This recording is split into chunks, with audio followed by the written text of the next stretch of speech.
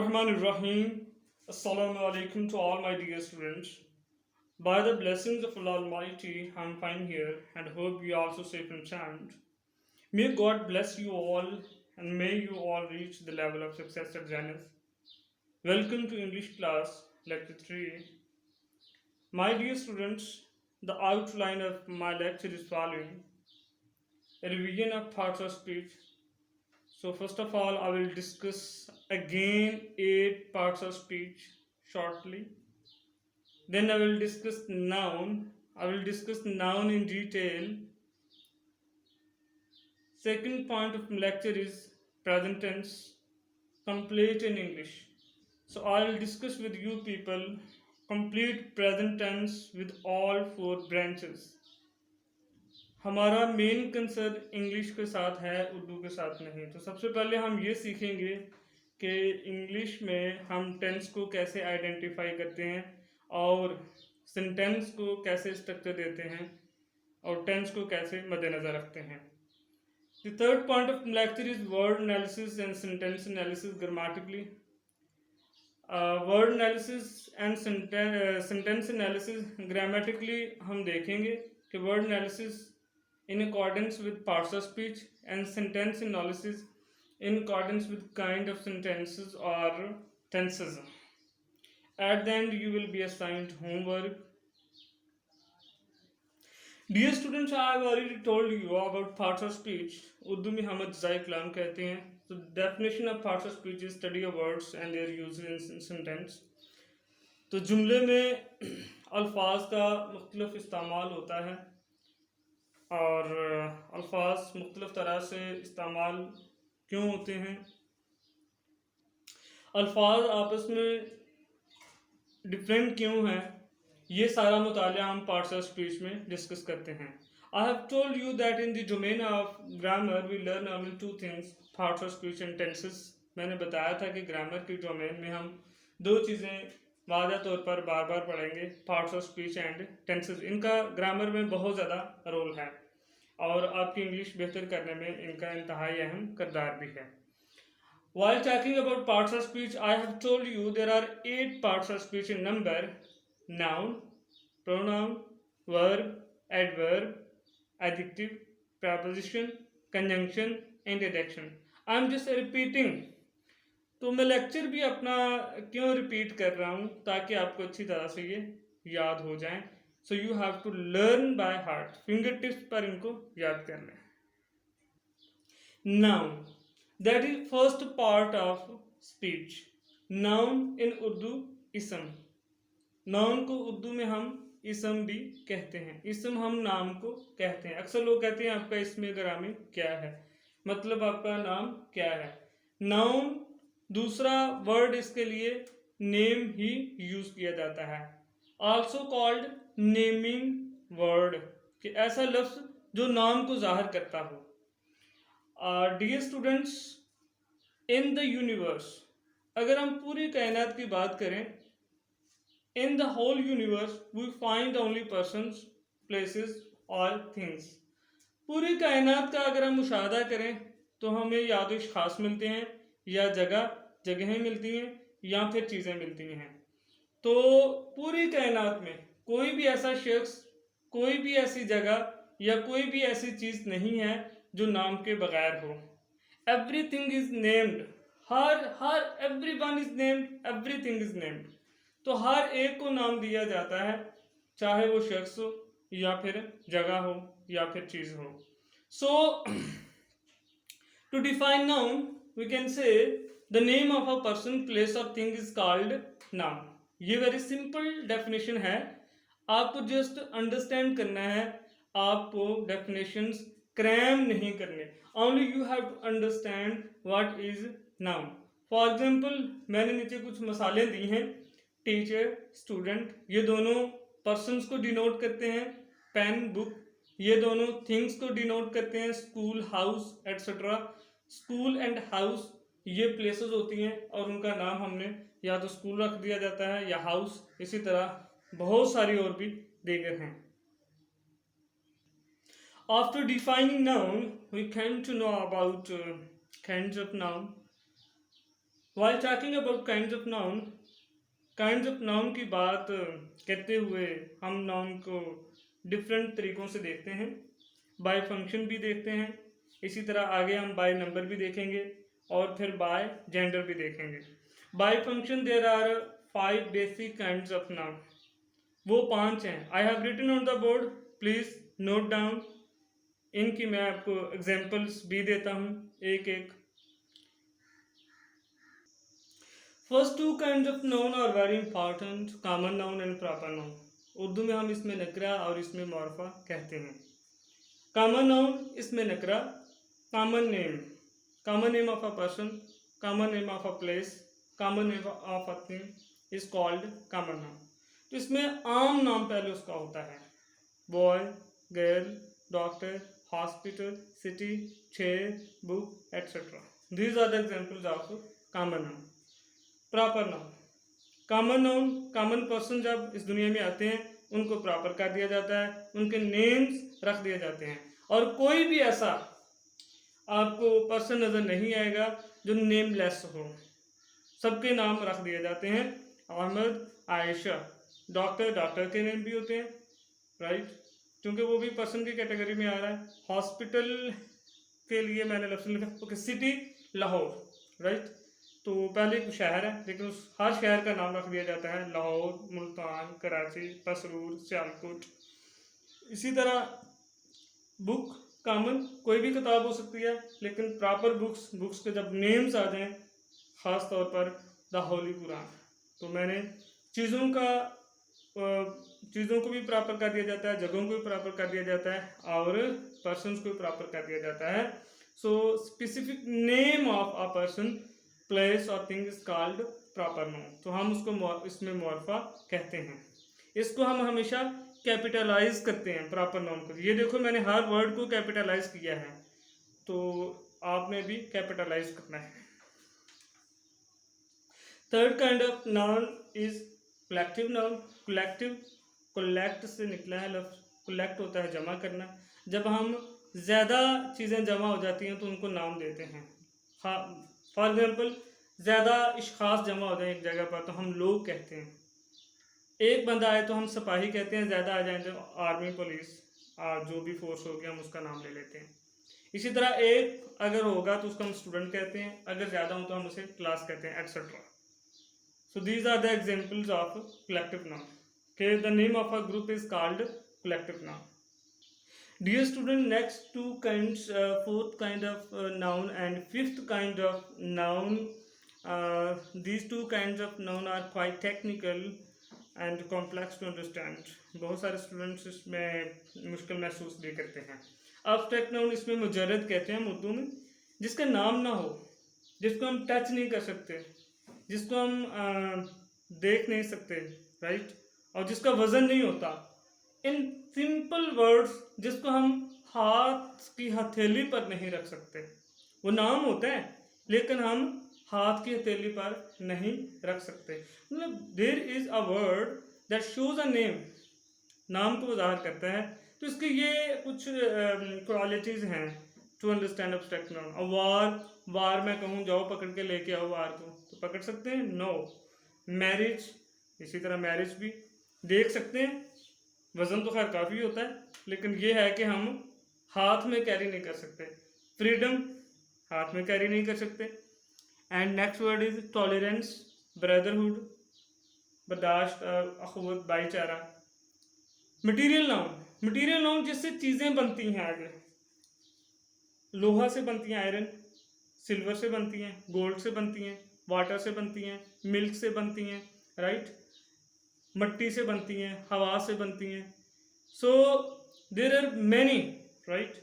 Material noun भी बहुत सारे हैं। जब मटीरियल नाउन से कुछ चीज़ बन जाती है ना, वुड जब बन जाती है तो वो कॉमन नाउन हो जाएगी। फॉर एग्जांपल रिंग, अंगूठी बन गई, दैट इज कॉमन नाउन। अंगूठी किससे बनी? गोल्ड से, ओके। डोर, दरवाज़ा, कॉमन नाउन। डोर किससे बना? वुड से या फिर आयरन से।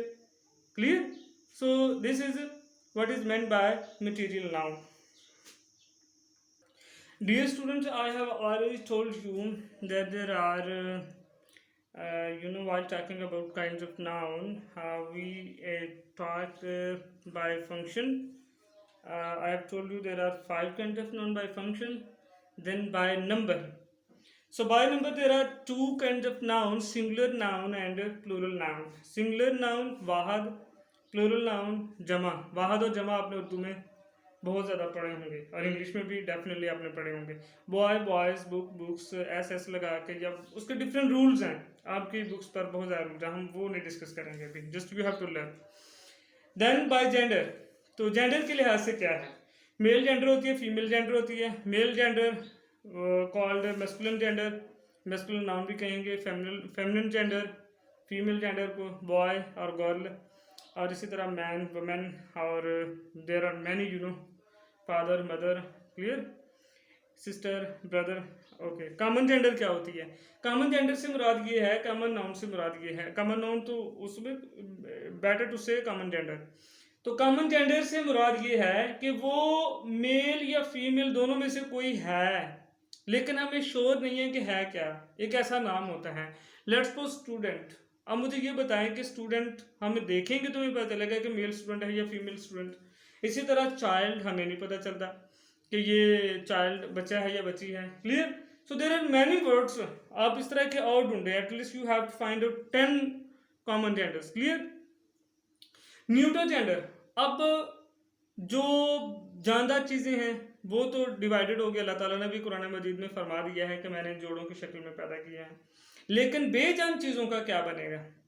तो न्यूट्रल जेंडर जो लाइफलेस थिंग्स होती हैं, ठीक है, जैसा कि mobile, board marker, pen, fan, table, chair. अब ये देखो इनकी नहीं है. वैसे अगर बेजान चीज़ों की भी जोड़े हूँ और मोबाइल तो बहुत ज़्यादा बढ़ जाए हमारे. इसी तरह और भी बहुत सारी चीज़ें, double, triple and 4 times, 5 times. Okay. So I have talked about neutral gender. I hope you have understood. Clear? Any problem you can ask me question later. So the lecture on noun is up. Clear?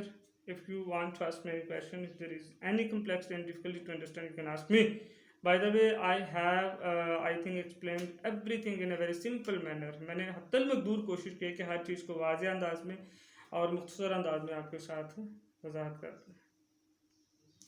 Third point of my lecture is to discuss present tense.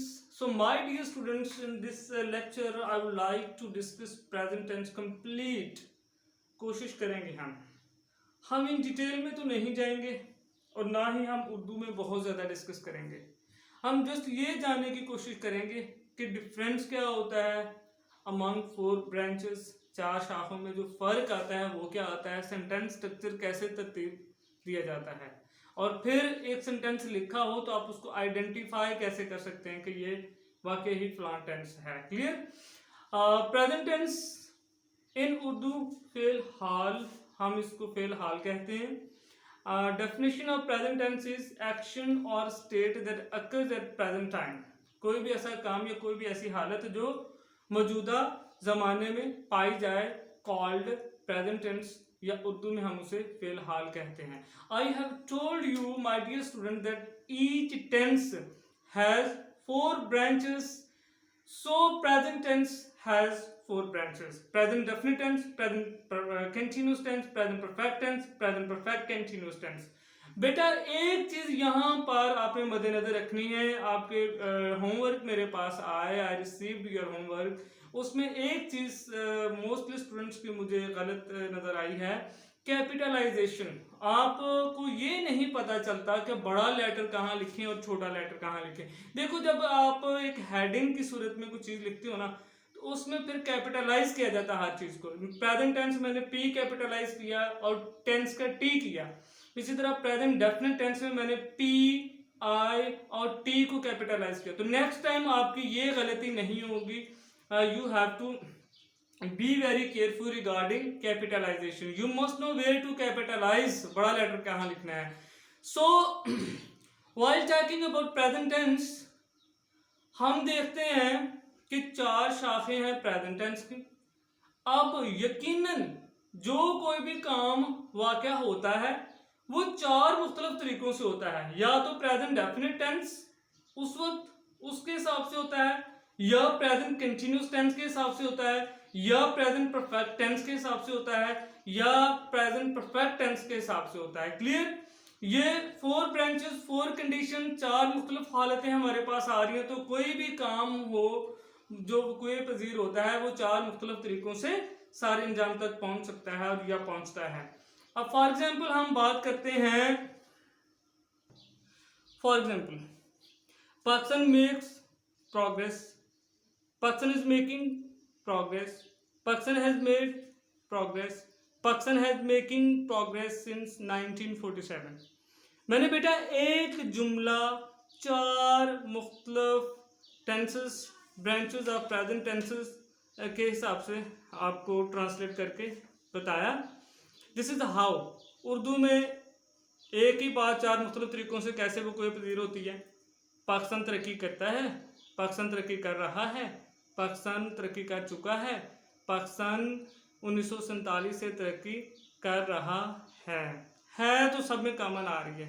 अब देखिए Pakistan Pakistan Pakistan Pakistan Pakistan 4 times 4 sentences में subject हमारा same आ रहा है, progress object हमारी same आ रहा है। जस्ट डिफरेंस क्या है वर्ब का। पहले branch of present definite tense में क्या है, makes first form, is making ing form also called fourth form, has made third form, has been making again fourth form ing form। दो में तो ing form ही use हो रही है।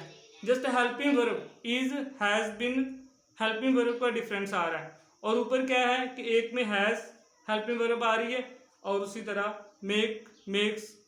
अब ये फार्मूला हम देखेंगे कि जो सेंटेंस स्ट्रक्चर वर्ब का जो यूज होता है उसमें किस चीज़ का खास ख्याल रखा जाता है। क्लियर? सो वर्ब्स के बारे में हमने सेकंड लेक्चर में थोड़ा डिस्कस किया था। आपको होमवर्क भी दिया कि वर्ब्स की आपने 20 वर्ब्स लिखने या फॉर्म्स और उसके मीनिंग्स लिखने।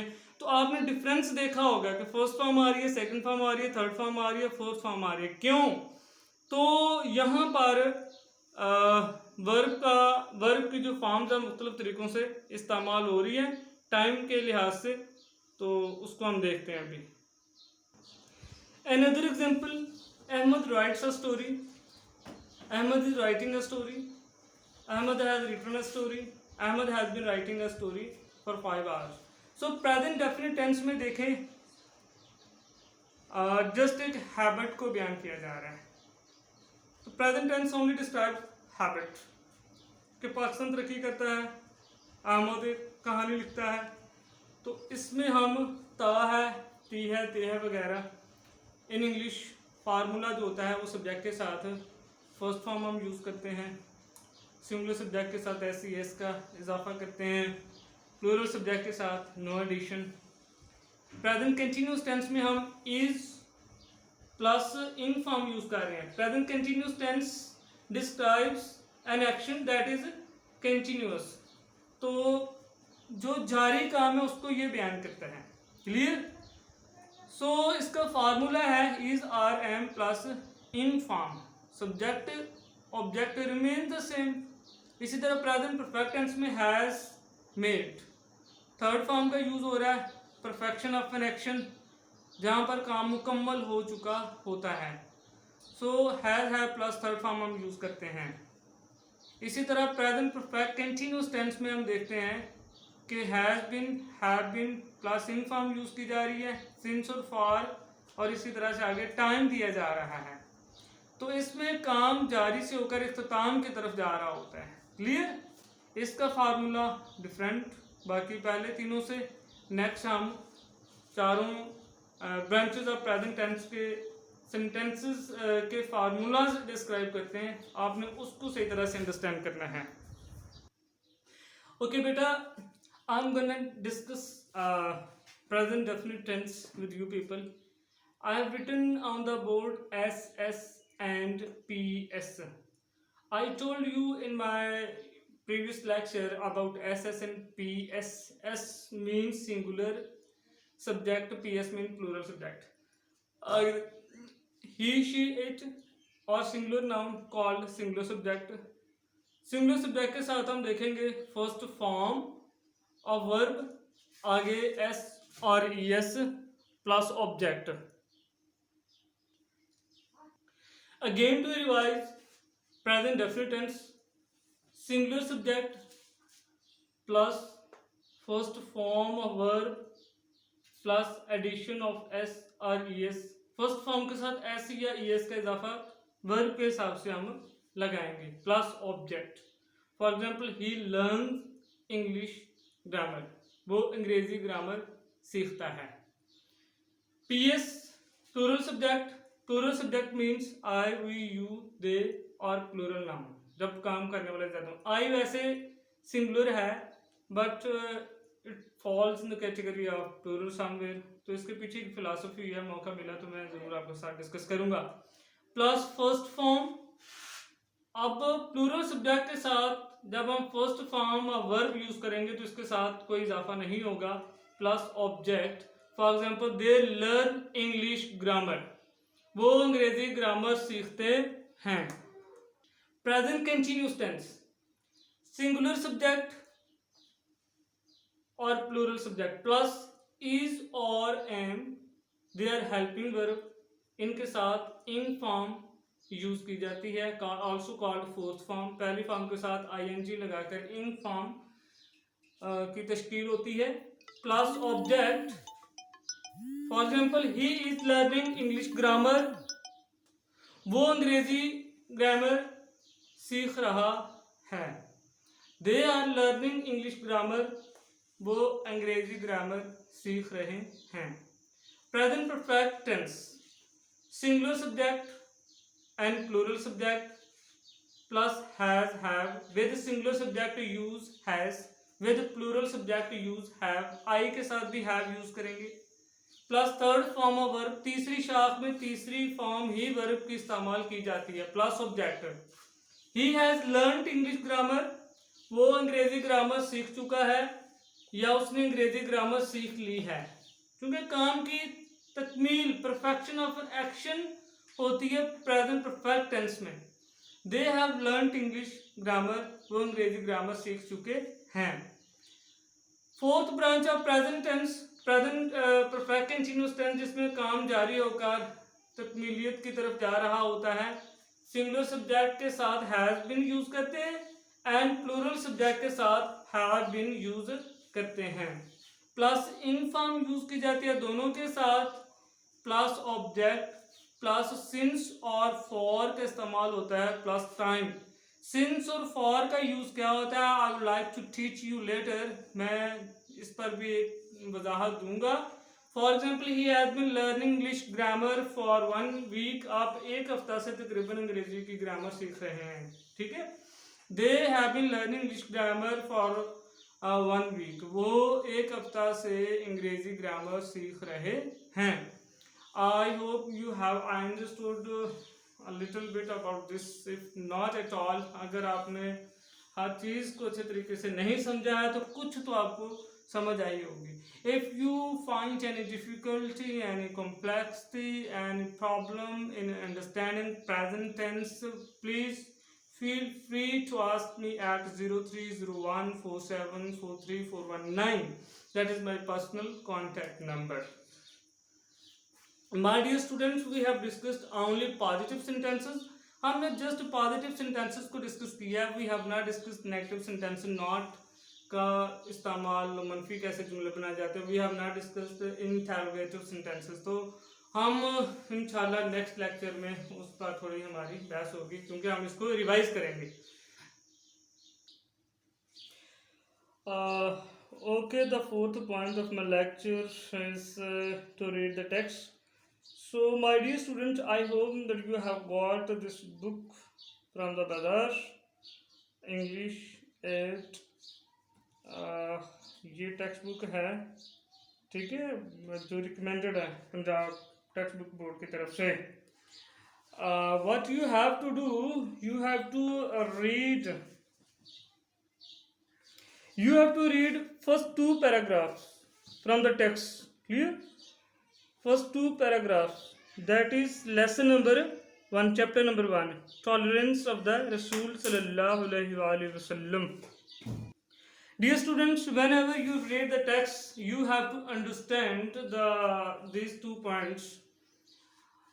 You have to keep in mind word class or category, word class or word category by parts of speech. Just identify each word by parts of speech. हर लफ्ज़ को parts of speech के हिसाब से जानने की ज़रूर कोशिश करें कि ये नाउन है, वर्ब, प्रोनाउन है, वर्ब, एडवर्ब है, क्या है ये लफ्ज़. Sentence analysis, kind of sentence और टेंस, तो देखें कि सेंटेंस की कौन सी काइंड है और टेंस कौन सा है. Clear? You have to find out what kind of sentence it is or what tense it is. कि जुमले का टेंस क्या है और जुमले की कौन सी काइंड है. So read first 2 paragraphs and identify nouns and verbs clear and also write their meanings in Urdu or English. ये आप पर डिपेंड करता है. Just you have to write one meaning. Clear? Urdu में लिखें या इंग्लिश में लिखें, it only depends upon you people. Consult dictionary for further help. आप की बुक से रहनुमाई ले लें या फिर आप डिक्शनरी से ले लें. एक अच्छी dictionary you must have. Clear? Without dictionary I कह सकता हूँ कि you can't read the text properly.